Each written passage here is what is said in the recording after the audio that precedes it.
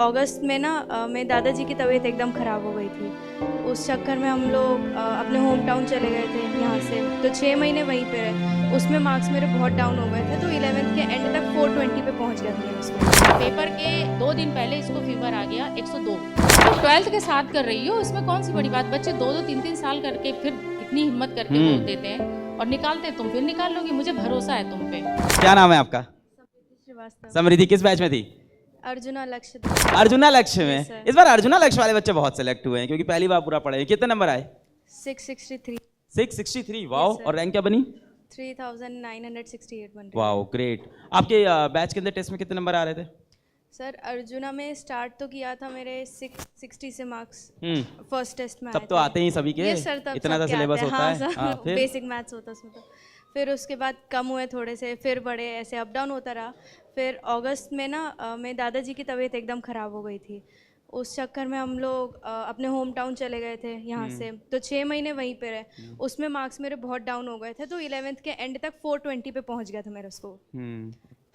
कुछ समझ नहीं आता था, लेकिन ये था मैंने पढ़ा था, एक भी बैकलॉग नहीं रखा था उस समय भी। और फिर उसके बाद जो टाइम मिला था मेरे को 11th और 12th के बीच में, उसमें मैंने बेसिक्स अपने क्लियर कर लिए, ऑर्गेनिक और इन सब के। फिर 12th में अच्छे से किया, तो 12th में मेरे सारे पेपर में 600 प्लस 650 प्लस आते थे। और मैं D² आती थी देने ऑफलाइन पेपर। D² ज्वाइन किया था। हाँ, D² का क्या फायदा है बताओ जरा। सर ऑफलाइन की फील आती थी। मैंने कभी भी ऑफलाइन पेपर दिया नहीं था। कितना आते थे D² में? 650 आता था। नहीं, कितनी बार आप हाँ। आते थे कोचिंग? सर हर पेपर में आती थी। मैंने सितंबर में शायद ज्वाइन किया था D² 12th। कहाँ पे? नोएडा में। नोएडा में। Yes sir. तो आप सारे पेपर देने D² आते थे हर बार? यस सर, सारे दिए थे मैंने। क्या है D² का क्या फीडबैक है? क्या इंप्रूव करें वहाँ पे हम लोग और क्या अच्छा करें? सर डाउट्स के लिए तो मैं आ नहीं पाती थी क्योंकि थोड़ा सा दूर हो जाता था, तो उसके लिए मैंने सारथी ले रखा था। एंड बाकी तो सब अच्छा था वहाँ पे। बढ़िया मैं था। सिर्फ पेपर ही देने आती थी। D² से ऑफलाइन का फील आ जाता है यस साथ सर, में। इसीलिए सिर्फ आती थी मैं। इस साल भी D² आ रहा है सभी विद्यापीठ सभी पाठशाला के अंदर, और इस साल बहुत इंप्रूव वर्जन आ रहा है। सारथी लेने की जरूरत नहीं पड़ेगी। तो जो आपके वहाँ के टीचर्स होंगे वही आपके डाउट ऑनलाइन में भी सॉल्व कर देंगे। तो इस साल ये हम लोग फीचर डाल रहे हैं D² के अंदर। साथ साथ डिजिटल लाइब्रेरी का भी कॉन्सेप्ट डाल रहे हैं। तो D² के अंदर काफ़ी सारी इंप्रूवमेंट कर रहे हैं। अभी उसका कंप्लीट लॉन्च होना बाकी है। मैम आप अभी एक बाहर कहानी बता रहे थे।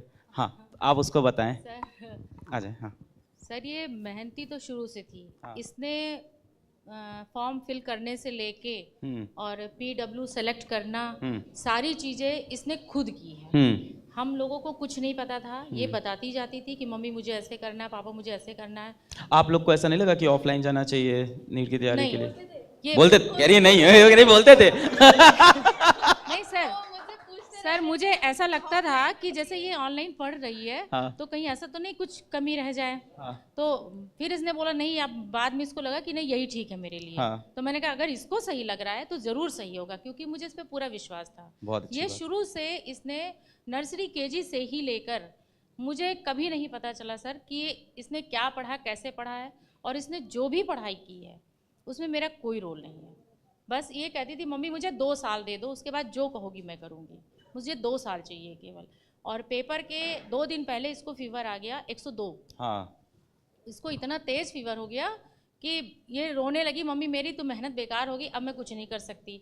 मैं तुरंत 6 तारीख को लेकर इसके डॉक्टर के पास गई। उन्होंने कहा अभी से बिल्कुल इसका खाना पानी बंद कर दो, इसको कल पेपर हो जाने तक अनाज बिल्कुल नहीं देना है और सिर्फ इसको सूप पे रखना है। और सूप आप बस वही पैकेट वाला लीजिए, आप इतनी मेहनत मत करो, ये करना वो करना, टाइम नहीं है आपके पास, तो आप वही 10 रुपये वाला पैकेट लो और इसको बस वही 2-2 घंटे लिक्विड डाइट। हाँ बस लिक्विड पे ही रखो और सूप पे ही रखो इसको।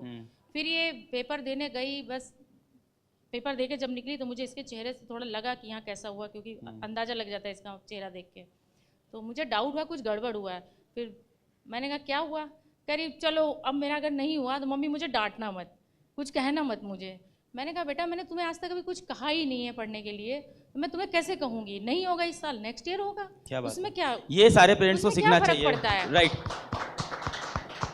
और तुम तो 12th के साथ कर रही हो, इसमें कौन सी बड़ी बात। बच्चे 2-2 3-3 साल करके फिर इतनी हिम्मत करके बोल देते हैं और निकालते हैं। तुम फिर निकाल लोगी, मुझे भरोसा है तुम पे। उसके बाद आके कह रही है मम्मी मुझे पकौड़ी खानी है। मैंने कहा भाई तुम्हारा तो सब बंद था, पानी बंद था, खाना बंद था, अब तुम्हें पकौड़ी सीधे खाना है? तो कह रही हाँ मुझे खाना है। मैंने कहा खाओ। फिर 2 घंटे बाद कह रही मुझे रेस्टोरेंट ले चलो, मुझे वहाँ भी खाना है। मैंने कहा चलो खाओ। उसके बाद से ये ठीक हो गई है उसके बाद से ये ठीक हो गई और मुझे ना सूप ना दवा की कुछ ज़रूरत नहीं पड़ी, लेकिन इसकी बहुत हाई एंटीबायोटिक चली थी। अच्छा। 2 दिन बहुत हाई एंटीबायोटिक। सही है। फिर लिक्विड बस- डाइट पे इतने नंबर आ रहे हैं, दाल भात खा के जाती तो पता नहीं क्या नंबर ले आती तुम। मैनी आप लोगों कांग्रेचुलेशन। की गाइडेंस और इसकी मेहनत